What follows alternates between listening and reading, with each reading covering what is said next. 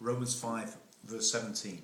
For if by the trespass of one man death reigned through that one man, how much more will those who receive God's abundant provision of grace and of the gift of righteousness reign in life through the one man, Jesus Christ.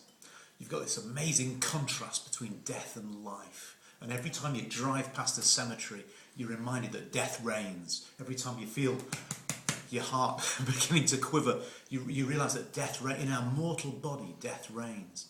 And that's true. And it came through that one representative of Adam, and through that one, like a door opened in time, death poured through and became the ongoing reality of all of us.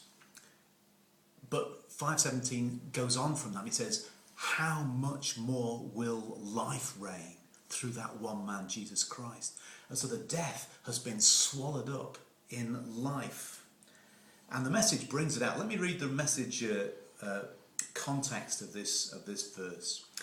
The rescuing gift is not exactly parallel to the death-dealing sin.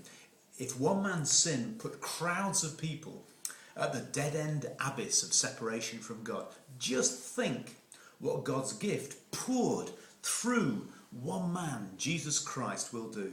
There's no comparison between that death-dealing sin and this generous, life-giving gift.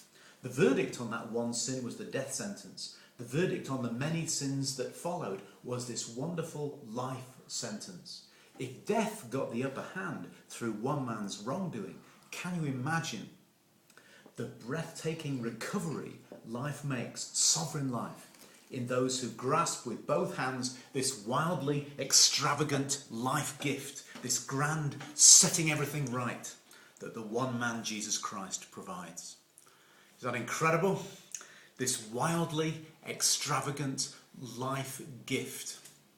I was reading in a Michael Crichton book. He mentions this phrase. He's talking about somebody who was born with millions, and he talks about the congenital uneasiness of inherited wealth. Somebody who is just a little bit uneasy because they have so much money. Well, do you know what makes me an evangelist? I have a congenital uneasiness at the inherited wealth of grace on my life. I just have this feeling slightly uncomfortable that I am so well off because of what Jesus has done in my life. So blessed, so enriched. This wildly extravagant life gift is like a bushfire burning, and it's just almost uncontrollable. It's wonderful, the blaze of God's life in you. There's two words. In Romans 5:17. One is the word receive, and the other is the word reign. First we receive forgiveness and reconciliation, and then we reign in life in an abundance of grace. Look at verse 11 with verse 17. And we never merit it, we never deserve it, we never earn it. We just have to take it by an act of will, and that act of will accepts and appropriates. It's like opening a door into a huge light that floods through, but you have to open that door. I have to take it. Now I can refuse it. I can refuse God's grace and God's love. It makes me think of it like, you know, when a dog comes up to you, a beautiful big golden Labrador, and puts his shaggy head on your lap, and you have such a picture of adoration and love and affection, and you can refuse it. You can go, get off. You can refuse that offer of love, but it's a tawdry thing. It's a very sad thing. So you can refuse God's grace. You have the right, but when you receive it, it changes everything. The door has been opened and the light has come in. The dog has been accepted, and the dog's response is more love, is more affection, more grace to you. And there's no limit to it at all. Paul, again, he uses this phrase, much more. You just track the amount of times he says much more in his letters, particularly in Romans.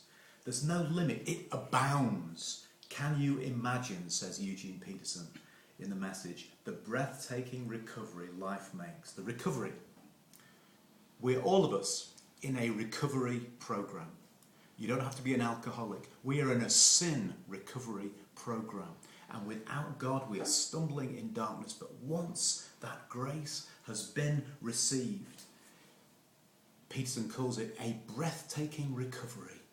Not just making our way back to a norm, but much, much more. The sovereign life of those who grasp with both hands this wildly extravagant life gift. The word abound means running over. It's in verse 15 and verse 17 and verse 20. It's not just receiving your quota, receiving a fullness. Fullness is always extra fullness. It's always full and running over. And the result of receiving that more and more out of God's fullness is that we reign. We reign. I don't know how you feel about being a king, a queen, a prince, royalty. Bill Johnson said, royalty is our identity. I love that. And Don Francisco in the old song said, you were born to wear a crown. You are destined for greatness. What does that mean? What is the greatness that Paul envisages? Well, at first it means a victory over sin. And that's not just a kind of a conceptual thing. That means that when you were bad-tempered, you stop being bad-tempered. Or when you were very critical of other people, it means you stop being so critical. It means real things. Being victorious over sin means real things. It involves a generosity of life towards other people. Okay? Maybe that's who we are. In God's grace, flowing, abundant, superabundant, much, much more. I am called to reign in life, not because of who I am, but because of what He has given. Amen. God bless you.